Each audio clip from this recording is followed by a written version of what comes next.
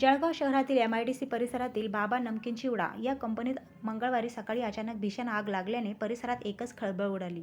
कंपनीतून धुराचे लोट आणि आगीच्या ज्वाळा उसळत असल्याचे लक्षात येताच तातडीने जळगाव महानगरपालिकेच्या अग्निशमन विभागाला माहिती देण्यात आली.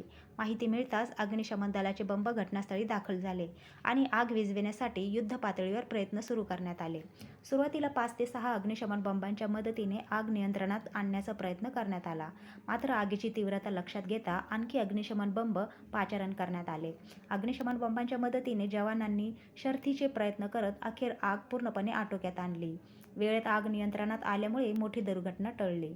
प्राथमिक माहितीनुसार शॉर्ट सर्किटमुळे आग लागल्याचा अंदाज व्यक्त करण्यात येत असून या घटनेत कंपनीचे लाखो रुपयाचे आर्थिक नुकसान झाल्याची माहिती समोर आली आहे. आग लागण्याचे नेमके कारण आणि नुकसानीचा अचूक आकडा याबाबत संबंधित यंत्रणेकडून तपास सुरू आहे. या बचाव कार्यात वाहन चालक युसुफ पटेल, मयूर ओतारी, शोहेब तडवी तसेच फायरमॅन योगेश कोल्हे, राकेश सोनवणे, इक्बाल तडवी, राकेश पाटील, विक्की सोनवणे आणि सतार तडवी यांचे मोलाचे योगदान दिले. दरम्यान या घटनेची नोंद MIDC पोलीस ठाण्यात घेण्याची प्रक्रिया सुरू असून पुढील तपास सुरू आहे.